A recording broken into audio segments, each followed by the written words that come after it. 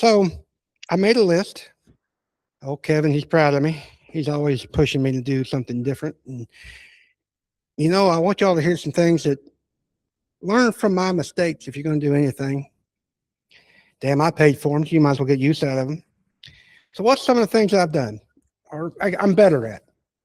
Well, I listen better. And I could probably say there are times where I probably never listened. My wife says I hear her, but I don't listen to her. But you got to listen. God gave you what, the 2 ears and 1 mouth? That's right. So that's a true statement. But what do you want to listen to? Well, I want you to listen to what other people tell you or what they're really trying to say. That could come in different forms. I want you to listen to what your team says. I want you to listen to what your clients say. I want to listen to what your prospects say, your potential clients, because they'll lead you down the road with your business. I want you to listen to your mentors. And that could be in a book. That could be somebody you hired. It could be a podcast or YouTube, whatever it is. Listen to them. Listen to your family. But most importantly, all these people you're going to listen to, I want you to take it with a grain of salt. And I want you to listen to what God tells you. I want you to listen to your heart. There's a song about that, but I'm not going to sing.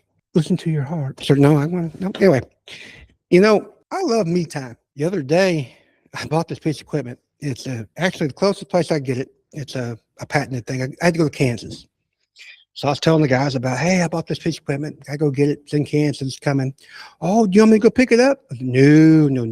This is Chris time. It's 3 hours over there and 3 hours back. Chris gets to listen to books, catch up on his podcast. I get to think. That's kind of where we're going to go next, is thinking. I want you to think. Do I think more than I used to? I don't think I think more than I used to. I might think differently than I used to.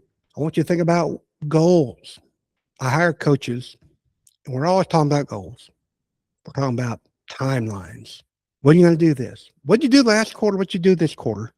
What are you going to do? What's the 5-year plan? Now, if you're driving, I don't want you to write. I want you to drive. Now, these damn cell phones are awesome because they record. Record it to yourself. The WhatsApp. I love WhatsApp. I can talk to it all day long. And I don't have to text no more because texting and driving is dangerous anyway. But when they got this video recording stuff, talk to yourself. Hell, I talk to myself all the time. People think I'm crazy. People are going to think you're just talking in the car anyway. If you're talking to yourself, talk to somebody else. But write down your goals. Write down where you're going. Write down your plans.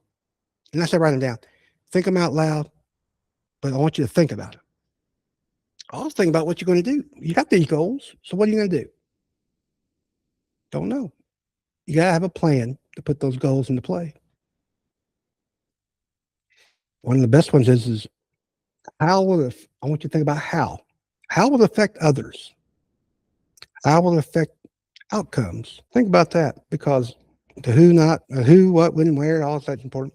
But the last one is the who. Who's going to do it? I got that book, and I mentioned it many times before, Who, Not How. And I almost feel lazy sometimes because I'm always delegating. And I almost need to, because I can't do things like now talk to you guys if I had to do it all. The other day, I'm so proud of myself. I had a list, and I had some odd jobs. And people just call me out of the blue. And if I can't answer, I try to, but sometimes it doesn't happen. And, Elizabeth gets the phone. And one of my buddies said, hey, what does it feel like not to answer the phone? Well, it's pretty nice, actually, sometimes. But I had a list of things. My alarm goes off all the time because I set myself reminders. Because if I don't set reminders, I will forget. And I had actually 7 reminders set. And I was really just stressing out over it. And I finally, I said, guys, come here. I need help. So I took my phone, took my reminders. I wrote down everything on my reminders. And I gave them to other people. So y'all, can you do this for me? And they did. Would they done it like I'd done it? Probably not. But it didn't matter because it got done. That's okay. But I want you to think, and I'm going back to being lazy, is that lazy? I don't know, maybe. But I'm doing things that I need to be doing, more important than the things I had in my reminders. Next thing that I do differently is I take action.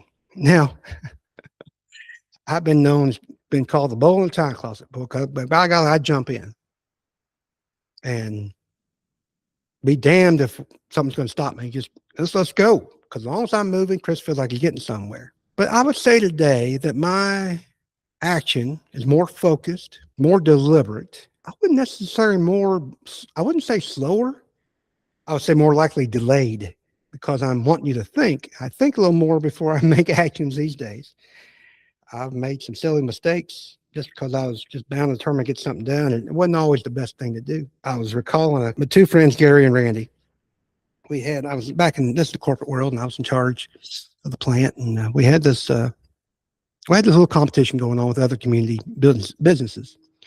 And there was this little tricycle that we had in the race. They called it the mule race. And our mule was locked up inside the maintenance cage. Now, Chris G here, he's a little impatient. And come to find out, these boys are being a little ornery. So I walk in, nobody's around. Or somebody else is with me, but Randy and Gary's not there. And they had the keys. I said, oh, hell, we're going to be late for this race. And the damn gate's locked. How are we going to get our mule out? This little tricycle. Well, so I'll go get them. I'll go find them where they're at. Well, I look around. There's this damn ladder. And we got this tall maintenance cage. I don't know. It's probably a good 10 feet in the air. So I go get the ladder. And up my fat ass I go. And I crawl over this cage. And I jump down inside the inside. As soon as I land, I turn around. And there's people with cameras. Randy and Gary with keys. Because they bet that I would get that ladder and climb over that thing because I can't wait. They were right. I sure did. I got a good laugh out of it. I even felt better because we weren't going to be late. They just thought, well, that was funny, some funny shit. Chris G done climbed over. They got pictures of me climbing over. I got it all. And so next couple of days, there's pictures throughout the whole plant. Chris on top of the ladder, crawling over the gate. And, that's okay. It was fun. And I would say we didn't win the race. We come in second, but that's a whole different story. But the point being is that not that I don't have fear, make judgments. Well, I was listening to something the other day and we're talking about bravery. What is bravery? Well, bravery is not having fear. Bravery is moving through the fear, making decisions, doing something you do and you have to overcome it. I've come to the point where I've decided no matter what comes up, I'm just going to work through it. There's going to be obstacles. And I want you to, and I try to plan for those obstacles. Think about, in the thinking part, something's going to happen. What are you going to do? But you can't not think of everything. They talk about paralysis of analysis. Paralysis of analysis. Where you think too much, you don't do nothing. That don't get you nowhere, in my opinion. If you're standing still, I guess if you're not growing, you're dying is what some people say about your business. And that goes with anything for that matter. You got to just move forward. One of the books, Good to Great, talks about the hedgehog effect. And the hedgehog effect, basically, he just keeps going. I thought of this analogy earlier, and I thought, well, maybe I'm not going to say it, but I'm going to talk about it.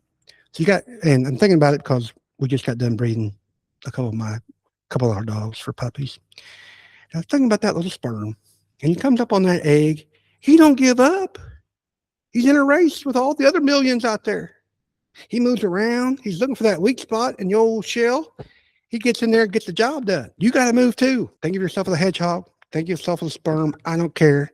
Just keep moving. Next thing I learned or do better at is I adjust. In college and business class, there was one of the four things in general business, one of the first business class I ever took. And they talk about, you plan, you act, you evaluate. It's like strategy. Yeah, you plan, act, and then you reevaluate, and then you go back to planning. And you get a constant circle. That's kind of the same thing we're talking about now. Is you got to adjust. It's okay to change your mind. Hell, I changed my mind. Sometimes I was so stubborn I didn't want to change my mind. That's not a very good idea either. It's okay to change your mind because we all make mistakes. It's okay to change your plans because you're going to run into something that don't work. And you're going to have to change your plan. You still have the same goal, just might not be taking the same road to get there. Adjusting really makes a difference because I love it when people tell me no. That kicks my mind over into think outside the box mode. Well, somebody told me one time, it goes, you do think outside the box. I said, I try. It's hard. It takes practice. But you got to think about it and come in from different angles. Just because somebody said this is not going to work this way doesn't mean there's not another way to make it happen. Play what if. Play what if. I like loving playing what ifs with income statements. I've talked about that before, but play what if you do this? What happens if I do it this way? What if you do it another way? Hell, what if you don't do it at all? Have somebody else do it. Does somebody have a better capability than you do? Think about it. But go ahead and make your adjustments. Don't necessarily change your goals. Speaking of that, I want to talk about goals real quick. Goals change with time. I had goals when I was younger, when I first got married, that I don't have today. Now, my goals need to correspond with my wife, don't get me wrong, but she's changed them as well. And we all change. So don't be stubborn and hook on a goal that isn't your priority today. That's a little side note. I guess that's a bonus, as we call it. Last but not least, let's talk about prayer. Lots of prayer. Now, I'm no angel. That's a song too. But you should pray. I should pray more. Bible says to pray unceasingly. And while that should be happening, we're all human and that doesn't happen. Prayer leads to faith. It sure helps it strengthen the faith. I've been listening to this guy on YouTube about losing weight, cortisol, and all this stuff. And basically, cortisol is that hormone in your body, and you get stressed about it. And how to get rid of cortisol? And that's with vitamin G. And you think, well, the first time I heard, there's no damn vitamin G I've ever heard of. Well, he's talking about gratitude. In a mastermind, I mentioned one earlier. I'm actually part of two masterminds, and we were talking about this book called "Happiness for No Reason," and it goes back to the gratitude part. Did you know